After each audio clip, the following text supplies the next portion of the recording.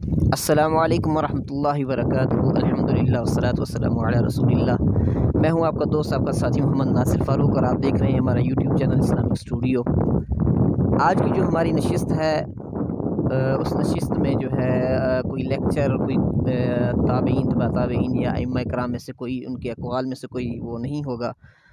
انشاءاللہ وہ حسب توفیق کرتے رہیں گے۔ آج کی جو ویڈیو ہے وہ ہماری شجر کاری کی کاشتکاری کے حوالے سے ہوگی کہ شجر کاری کتنا ضروری ہے، درختوں کی اہمیت کیا ہے۔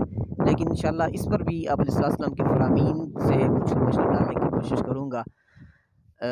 اسی طرح یہ بھی کہتا چلوں کہ جن دوستوں نے ابھی تک ہمارا چینل سبسکرائب نہیں کیا، ان سے گزارش ہے کہ ایک بار ہمارا چینل ضرور سبسکرائب کریں تاکہ ہماری ہر نئی آنے والی ویڈیو آپ تک بآسانی پہنچ سکے۔ تو آپ دیکھ رہے ہیں کہ یہ وہ جگہ ہے جہاں پر میں ڈیوٹی کرتا ہوں۔ یہ پلاٹ آپ دیکھ رہے ہیں، اس پلاٹ کے اندر 3 سال یا 4 سال قبل کوئی درخت نہیں تھا، صرف یہ سفیدے کے درخت آپ دیکھ رہے ہیں جو بڑے اسی لائن پر۔ یہ درخت یہ ہوا کرتے تھے کیونکہ ان کی عمریں بالترتیب 30 سال، 35 سال، 40 سال ایسے ہی ہیں۔ اور جو باقی یہ چھوٹے جو درخت ہیں کونل وغیرہ کے، یہ، اور دوسری طرف اس لائن پر جو درخت آپ دیکھ رہے ہیں، دکھائیں بھائی، وہ درخت جن میں نیم ہو گیا، کیکر ہو گیا، کونل ہو گیا، اور اسی طرح سفیدے کے چھوٹے جو ہے نا پودے ہیں۔ الحمدللہ اب یہ 2 سال 3 سال کے اندر قداور درخت بن چکے ہیں، الحمدللہ ثم الحمدللہ۔ ہمارے نہایت ہی مشفق افیسران کی کوششوں کی وجہ سے، جن میں بالخصوص ڈاکٹر محمد سکندر صاحب، ان کا نام میں اس کار خیر میں شامل نہ کروں تو یہ زیادتی ہوگی۔ بہت ہی مشفق قسم کے الحمدللہ وہ آفیسر تھے، اور ان کی مہربانیوں کی وجہ سے انہوں نے خود یہاں پر بہت زیادہ جو ہے کام کیا ہے۔ اس حوالے سے ان کو کچھ خاص ہی جو ہے نا اس حوالے سے محبت تھی، دلی محبت تھی پودوں کو لگانے کے حوالے سے اور ان کی کاشتکاری کے حوالے سے۔ اس پلاٹ کے اندر 75 درخت جو ہیں ہم نے کاشت کی ہیں، اور باقی دوسرا پلاٹ یہ ہے، یہ سامنے آپ دیکھ رہے ہیں، وہ آخر تک وہاں تک درخت ہیں۔ یہ سارا ایریا، یہ 75 ہو گئے، اور اس طرف اس پلاٹ کے اندر ہم نے یہ ایک کیکر اور کھجور کا درخت، اس کو چھوڑ کر باقی جو ہیں اس میں 33 کے قریب جو ہے نا یہ پودے لگائے گئے ہیں۔ الحمدللہ یہ بھی اب قداور درخت بن چکے ہیں۔ اس کے علاوہ ایک اور پلاٹ ہے، وہ بھی آپ کو دکھاتے ہیں۔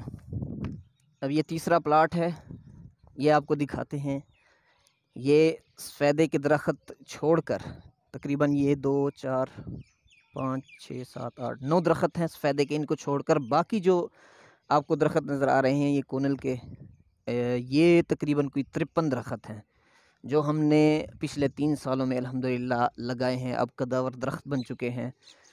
تو ایک حدیث مبارکہ آپ علیہ الصلاۃ والسلام کی، کیونکہ میں نے کہا ہے کہ اس کو اسلامی طریقے سے اس کی پہچان کرانا چاہوں۔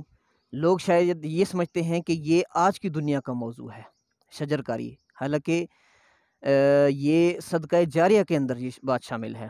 درخت لگانا صدقہ جاریہ ہے، بہت ہی بہترین صدقہ جاریہ ہے، اور ہمارے ہاں تو یہ سلوک ہے۔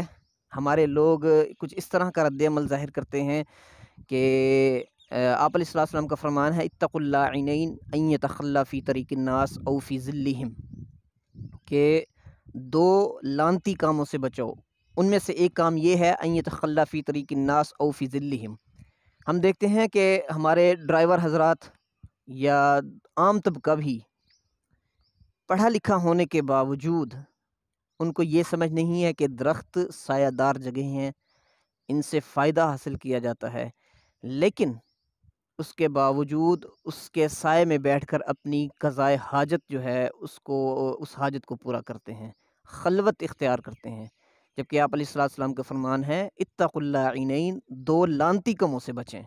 یہ لعنتی کاموں میں سے ہے کہ درخت کے سائے میں جا کر بیٹھ کر اپنی جو ہے حاجت کو پورا کر لیا، اور اسی طرح ان یتخلی فی طریق الناس، جس راستے پر لوگ چلتے ہوں، جو لوگوں کا راستہ ہو، چلنے کا راستہ ہو، جس سے گزرتے ہوں، وہاں پر بیٹھ کر خلوت اختیار کرنا، تو یہ انتہائی کبھی فعل ہے، انتہائی کبھی فعل ہے، جبکہ ان چیزوں کی حفاظت کرنی چاہیے۔ ہم ان کا غلط استعمال کرتے ہیں، ہمیں ان چیزوں سے بچنا چاہیے۔ اسی طرح اب بات ہوگی درختوں کی جو شجرکاری ہے اس کے حوالے سے۔